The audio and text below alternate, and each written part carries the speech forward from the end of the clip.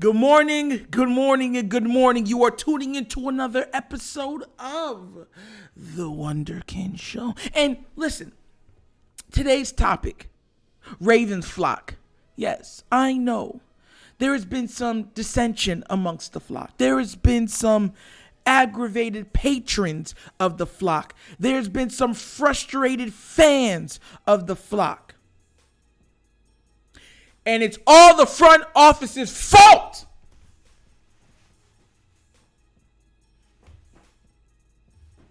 I didn't stutter. It's y'all fault. Look. And I'm going to break this down as easily and as elementary as I can. Right? If this was the old NFL, no one would question your moves. Or much less your motives, right? In this league, it takes literally a good quarterback, good to great quarterback to win. And a lot of times, a lot of these teams are getting those good and great quarterbacks and winning with them on their rookie deals. You guys, meaning the Ravens front office, have not only misused Lamar's rookie contract, but you wasted it. You wasted it. Not only did you not surround him with explosive weapons on the outside, you've made excuses and allowed narratives about his throwing to be the reason why you guys don't address that through the free agency or other stuff. Meaning, pretty much like, hey, it's what we run because of Lamar. And you've done nothing to negate those narratives. Now this year comes up. Some of our touchdown passes, 3 of them, are the closest or have the least separation out of the entire league. 3 of his touchdown passes. The least in the league. Our average for separation is well below average. But you look at him and say, make magic. This is where the frustration comes from. And then you have the audacity. I would say something else, but I'm just going to call it the audacity. To make one of your workers, one of your agents of hardball, a.k.a. Ryan Mink, where for what he was saying, because he was lying, slander and lie that Lamar missed likely on a touchdown. Saying, hey, he was missing people open. When you could see the linebacker clearly there to intercept the ball. That's where we've come with Lamar. That's why you're having such a pushback. Why is it so hard for you guys to understand that a quarterback of his caliber does not come around a lot? And I'm going to show you how crazy this is, because I've said this already on other episodes, but I'm going to go on even further when I say this. Jalen Hurts was a laughing stock, to say the least, the last 2 years in the NFL. A laughing stock. They didn't think he would ever progress. Do you know what Philly did? Do you know what Philly did to protect not only their quarterback, to protect their investment in such quarterback? They went out and got him weapons. Do you know how Jalen Hurts has rewarded Philly for that? They are undefeated. You would say, oh, yeah, Nitro. But that's only one. Kyler Murray's. DeAndre Hopkins. Before the injuries happened to that team, I believe a year ago, was undefeated for the first 8 games. And was putting up crazy numbers. Injuries derailed that team. Because they had a quarterback, a young quarterback, and said, we're going to give you weapons while you're on your rookie deal. Buffalo, for the big great white hope called Josh Allen, the guy that gets all the love for losing against Patrick Mahomes. The same Buffalo fans were getting tired of him before Stephon Diggs showed up.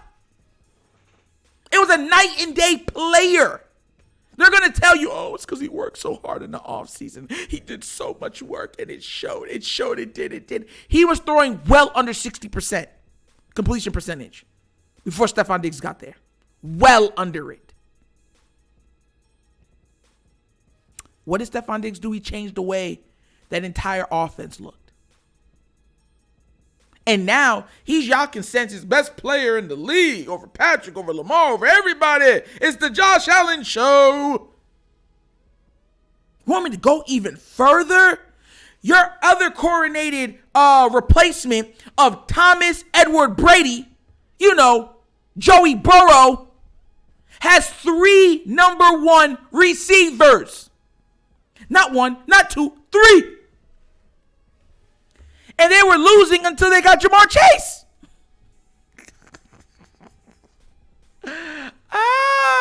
You want me to go further? You want me to add another one onto that? Tua. Tua. Tyreek Hill has been absolutely monstrous for that team. They would probably be 5-1 right now. Injuries have been derailing them. Injuries.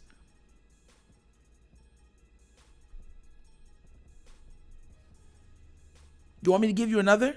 Do you want me to keep going? How has Aaron Rodgers looked down that Devontae Adams isn't there? How? The only person that you could say was given amazing weapons and have done nothing with it thus far is Derek Carr. Yes, the only one. Geno throwing to 2 amazing receivers. 2. It looks like a whole different Geno Stone, baby. I'm sorry, Smith. Geno Smith. So, I look at this and I laugh because there is so much. There is literally so much proof, right, of what he's doing. I'm sorry I said Geno Stone, guys. That really, because I'm so used to our Geno. So I said Geno Stone, but it's Geno Smith from the Seahawks. Talent on the outside matters. Tom Brady won another Super Bowl out of the Patriots' shadow because they gave him 3 number 1s.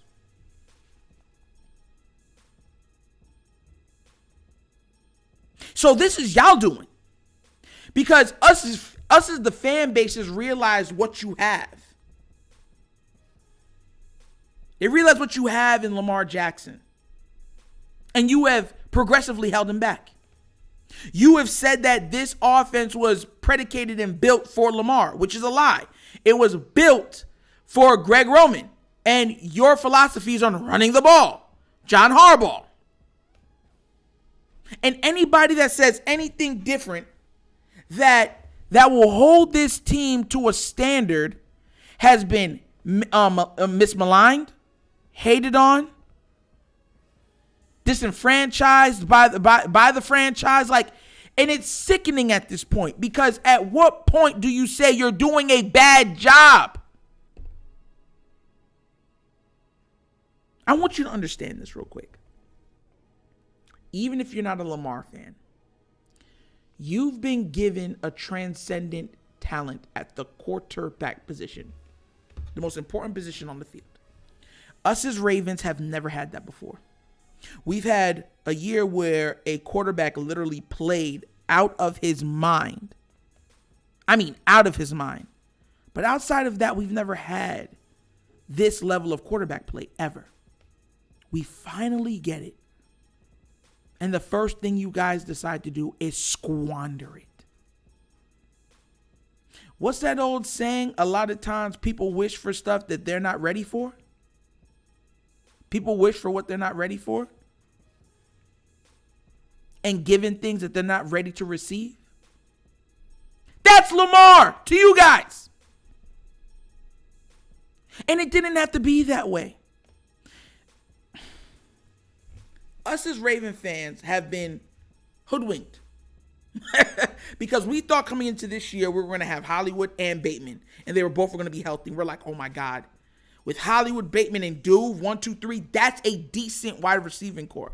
That would have been the greatest establishment of receiving talent that we've ever had in this team. I don't care what you say. At one time. And you give Hollywood away. Simply because you don't want to pay him. Now, look, I get it. Finances always come into every decision. If you don't want to pay receivers, then what's the plan with Rashad if he starts balling out of control? You see, this is what other Raven fans are not asking you guys.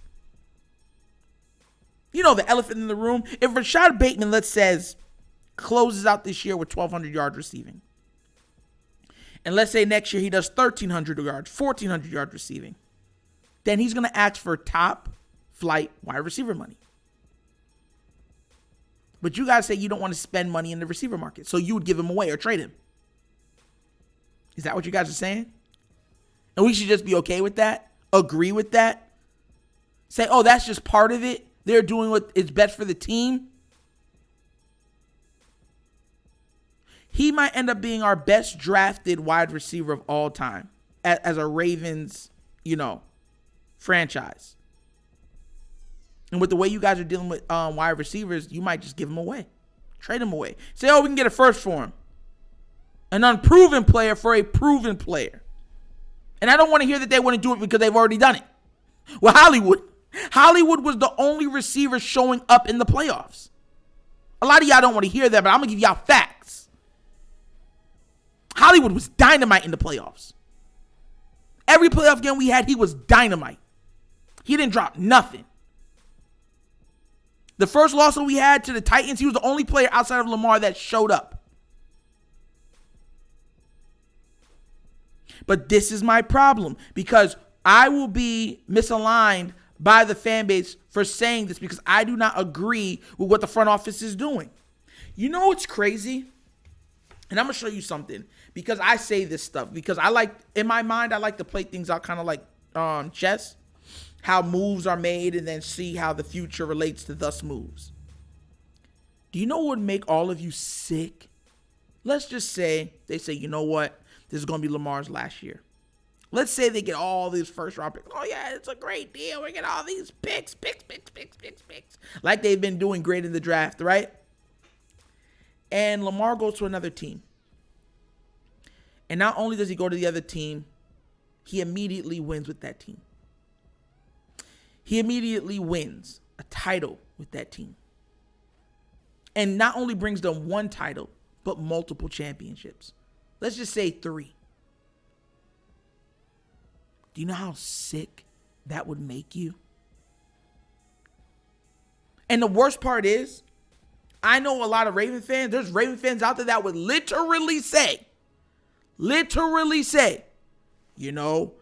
got a whole bunch of picks, great for him, but that was great. We got great stuff in return. I mean, those picks are amazing. For the last time, for some people that do not understand this, how many top flight quarterbacks in the past 20 years, think about all the quarterbacks that have been taken in the draft the last 20 years, how many of them are still in the league? How many of them become actual number 1 quarterbacks in the league? Top 5 quarterbacks in the league. Think about it. MVP talents at quarterback. Think about how many of them actually done it. It's only been a select few.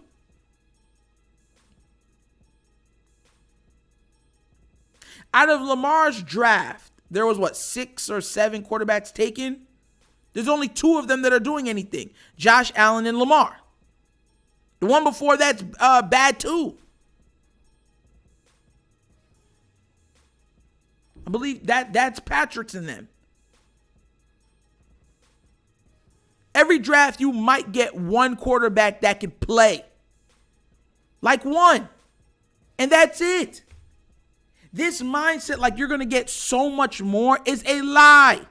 And that's why us fans do not understand how you could miss and totally go away from proven players, right?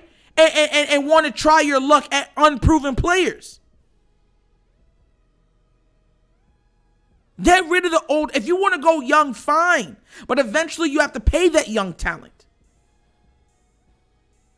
You'll have to pay them. So bite the bullet and do what you have to do to build a monster. Because so far, we have wasted 5 years so far. 5. We've done him no favors. We've done him no favors. We've asked more of him than any other player in the NFL. And if he doesn't deliver, he gets all of the blame. So yeah, fans are a little frustrated with you guys. And for the fans that truly believe everything and anything that the organization does is right, let me reiterate this to you. They don't care about you. They don't even like you. They won't remember you if anything happens to you.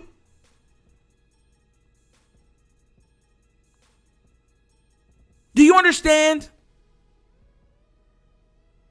You don't know the inner workings, and you never will. They'll throw you a bone here or there because you big them up. But that's nothing to them. They look at you as peasants. And to make it worse, hey, yo. Listen, I always say family's off limits. I heard some of the stuff happening with, the DaCosta family. I'm going to stay out of that. But I will say this. I always say family's off limits. Yeah, and that's where I'm going to leave it. Family should be off limits. But it's sad and it's sickening that we're at this point with this team because they have the talent to do something and they're not using it correctly. They're not using it correctly and they're not giving the QB enough. Do I believe they got great running backs? Oh, yes. Do I believe we got a great tight end? Yes. Do I believe Bateman's good? Yes. Give him another threat on the outside. A proven threat. One that doesn't drop the ball. One that can run all the routes. One that can get open off separation. Win off of the first window. And what I mean by first window is when you look at people like Tyreek Hill, Devontae Adams, they're open off of the first window. And what that means is as soon as they shake off the line of scrimmage and they try to do their original move, when the quarterback goes to their first progression, they're open. He doesn't have to go to the second progression because they're not open and then try to work back to that progression, you know what I'm saying, to see if they finally got open. No, they're open on the first read, the first window. Yo, the way I feel about DaCosta right now, EDC, I'm not going to lie to you. I really believe he just be flirting with anybody over 35 years old and pretty much on their last legs. Could you imagine him, like, seriously going out to dinner with the family and seeing a 35-year-old receiver across there and the 35-year-old receiver just looking at him like, and DaCosta's like, hey! I'm like, yo, at this point, that's pretty much what they'd be acting like. You have a dynamic player and one of the best players in the NFL. To me, he's the best player in the NFL. And you're literally just saying, well, he's the best, so we don't have to give him everything he needs. It's what Green Bay did to Aaron Rodgers. I want you to understand something. And this is why I say it comes full circle. Green Bay has had Aaron Rodgers, Bart Starr, and Brett Favre. And out of those 3 quarterbacks, they have 3 titles. That is it. That is it. They've had Aaron Rodgers, who is a 4-time MVP? And they've only been to the Super Bowl, once? Twice? Won it once?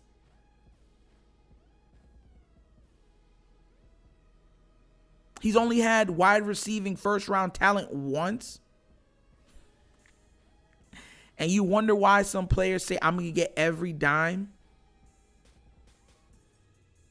I want every single dime because I'm forced to make magic happen.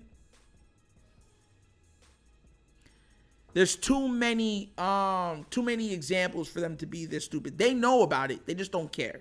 They're saying that we're doing it this way, and if it works, we're geniuses. And if it's not, well, we want to do it that way anyways, and we'll die on our sword. But they're doing it at the expense of the franchise first amazing quarterback.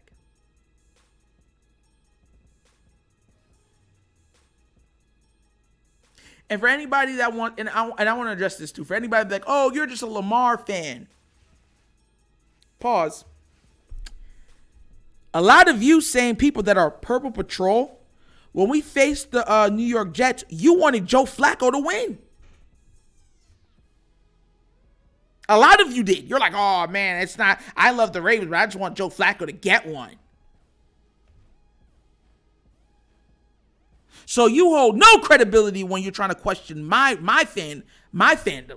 None. I'm bringing that out. No. But look, that was another episode of the Wunderkind Show. Thank you for being here with me. You could be anywhere in the world, but you spent your time to come and watch this video, and I appreciate that. Please remember, like and subscribe, retweet when I post. And I love you guys, but I got to go. So that means y'all got to go too. And when I got to go, y'all know what Nitro says and y'all know what Nitro's slogan is, right? Hopefully the Ravens redo what they got to do and we get back on track. But it looks like it's going to be a very rocky road moving forward. Once again, thank you for watching. And y'all knows my slogan. Peace. And I'm out. Yerp!